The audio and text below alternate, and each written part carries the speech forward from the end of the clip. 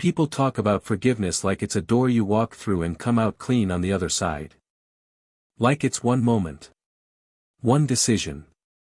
One quiet exhale and then, peace. That's not what it was for me. For me, forgiveness was more like surgery. Necessary. Painful. And for a long time afterward, I wasn't sure if it had worked or if I had just made myself bleed for nothing. My name is Owen. I am 44 years old. And the story I'm about to tell you is the most difficult one I know, not because it's dramatic, though it is, but because it's true in a way I still feel in my body when I think about it. 12 years ago, a man named Gerald Wade drove drunk through a red light on a Saturday afternoon in April and hit my wife's car on the driver's side. My wife, Anne, died at the scene. My daughter, Lily, who was 7 and sitting in the back seat, survived. She had a broken arm and a concussion and nightmares that lasted 3 years. Gerald Wade was 41 years old. He had a prior DUI. He had a family of his own, a wife, 2 kids. He had, by every account, been told he had a problem and had chosen, that Saturday, not to let that knowledge stop him from getting into his car. He survived the crash too. For 4 years, I wished he hadn't. Anne and I had met in our late 20s. She was a speech therapist. She had a way of listening that made you feel like what you were saying was the most important thing currently happening in the world. We married at 30. Lily came 2 years later. We were building something real and ordinary and entirely good, not perfect, because nothing is, but good in the fundamental way that means you wake up each morning and the day feels worth having. When she died, I didn't fall apart immediately. That surprised people. I think they expected visible collapse, and what they got instead was a man who made funeral arrangements and fed his daughter dinner and went through the motions of the days with a kind of mechanical steadiness that looked, from the outside, like coping. It wasn't coping. It was shock. I had packed everything into a room inside myself and locked the door, and for months I functioned from outside that locked room. Lily was the thing that kept me moving. She needed her father. She needed routine and stability and someone to sit outside her bedroom door when the nightmares came. I gave her all of that. I gave her everything I had. There was a trial. Gerald Wade was charged with vehicular manslaughter. He pled guilty. He was sentenced to 6 years and served 4. I attended every hearing. I gave a victim impact statement that I had written and rewritten 17 times, trying to find words adequate to what had been taken. Nothing was adequate. I read it anyway. Gerald sat in that courtroom and looked at his hands for most of it. I left those hearings each time feeling not relieved, not resolved, just emptied. Like justice had been done and it had changed nothing that actually mattered. The anger came later. It arrived quietly, about 8 months after the accident, and then it grew. Not the sharp, hot anger of the immediate aftermath, that had burned clean. This was a slower, deeper thing. It lived in my chest like a coal that never quite went out. I was angry at Gerald. That was the obvious part. But I was also angry at everything adjacent to him, at drunk driving statistics, at the bar that had served him, at the culture that made it possible, at a world that let a man make a choice that cost my wife her life and cost my daughter her mother and cost me the future I had been building. I became, in some ways, a good father and a very angry man at the same time. I don't know how those two things coexisted, but they did. I went to therapy. My therapist, a calm woman named Dr. Vargas, created a space where the anger could come out without harming anyone. I sat in her office once a week and said things I could not say in front of Lily and she received them without flinching. She never told me I should forgive. I appreciated that more than I knew how to say. What she did tell me, eventually, was this: unforgiveness doesn't punish the person who hurt you. It just keeps you inside the wound. I heard that. I disagreed with it for 2 more years. Then Lily turned 11. Lily turned 11 and started asking questions. She had always known what happened. I had told her the truth, carefully, in age-appropriate pieces as she grew. She knew a man had been drinking and had hit their car. She knew that's how her mother died. She knew the man had gone to prison. But at 11, she started asking different questions. Not about the facts, about the feeling. "Do you hate him?" she asked me one evening. We were doing dishes. I remember that detail clearly, the particular ordinary intimacy of standing at a sink with your child. I thought about lying. It would have been easy.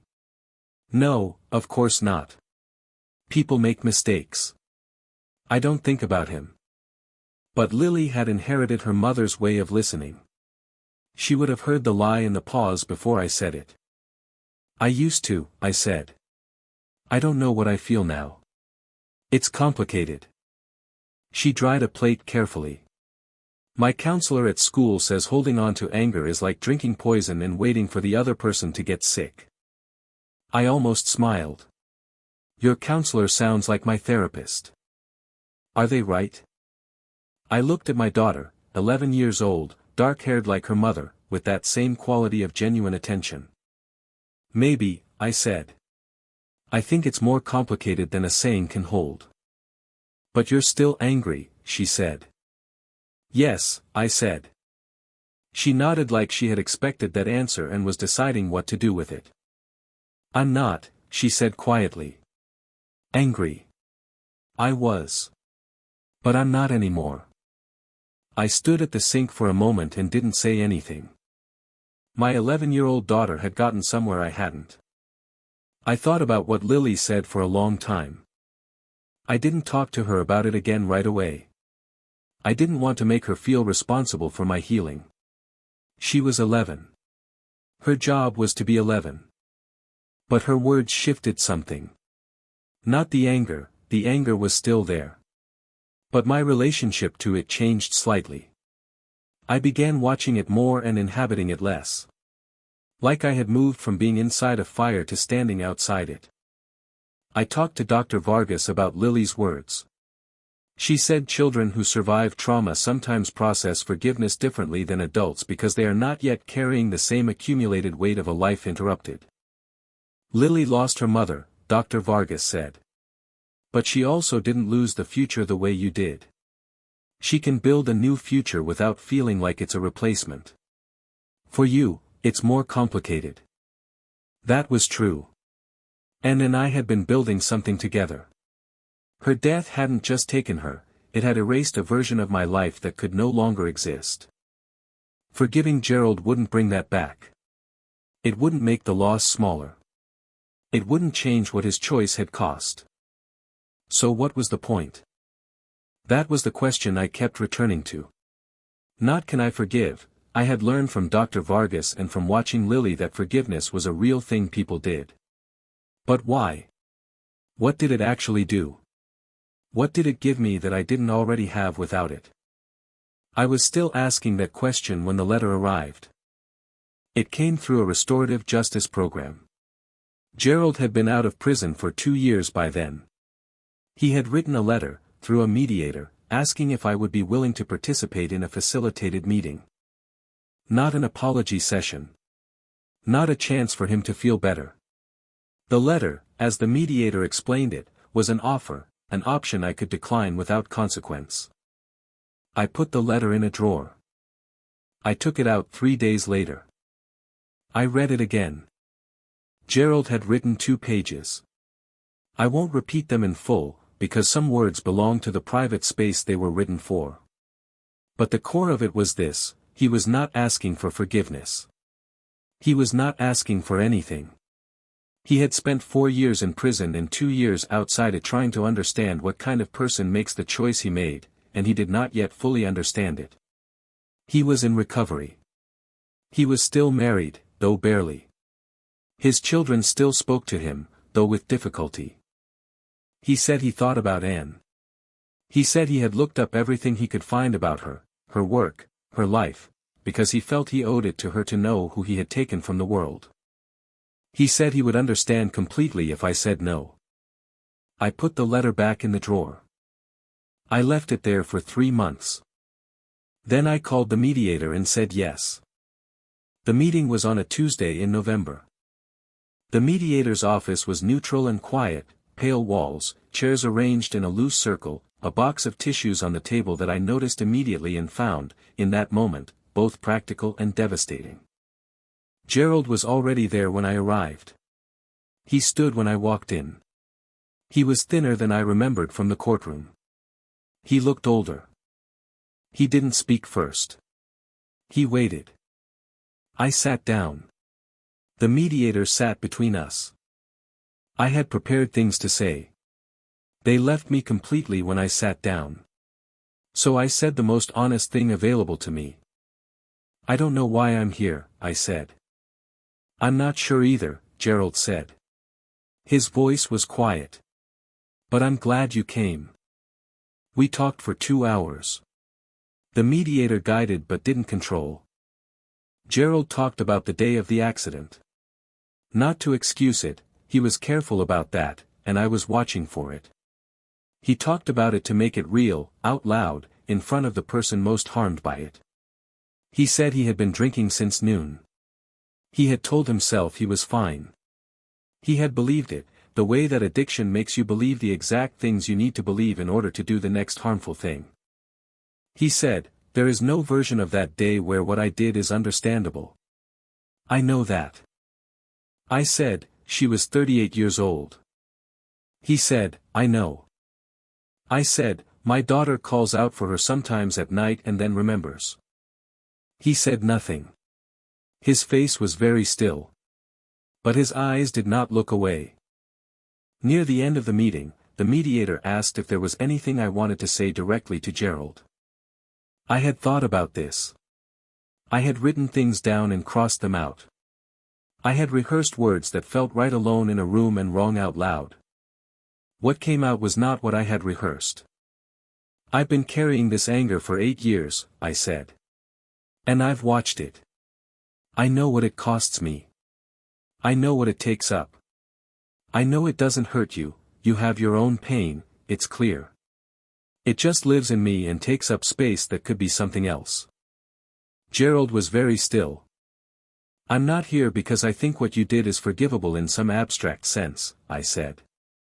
I don't think it is. I think it was a catastrophic failure of choice that ended a life and damaged several others. That's true. That doesn't change. I stopped. I breathed. But I'm tired, I said.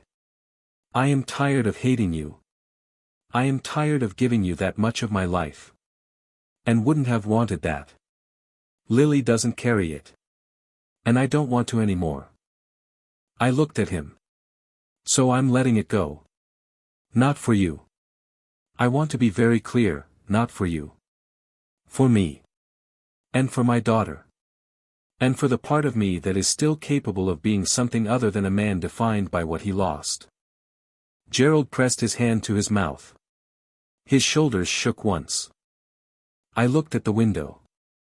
I looked at the mediator. I breathed. And something in me, something that had been holding with both hands for 8 years, let go. It didn't feel like peace. It felt like an open wound. It felt like the surgery I had been avoiding, finally happening. I wept. And I didn't stop for a long time. I drove home in silence. I didn't call anyone. I didn't turn on the radio. I drove through the November evening and let what had happened sit in the car with me without trying to name it or process it or put it into any shape. Lily was at my sister's house. I had arranged that deliberately. I hadn't known what state I'd be in when I got home.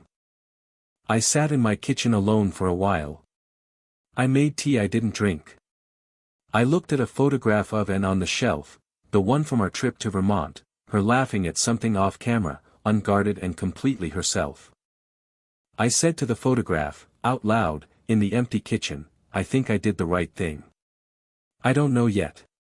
But I think so. The house was quiet. I called my sister and asked her to bring Lily home. When Lily walked in, she read my face immediately. She didn't ask what had happened. She just came and sat beside me on the couch and leaned against my shoulder, the way she had done since she was small. We sat there for a while.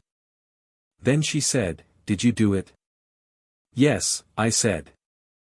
"How do you feel?" I thought about it honestly. "Broken open," I said.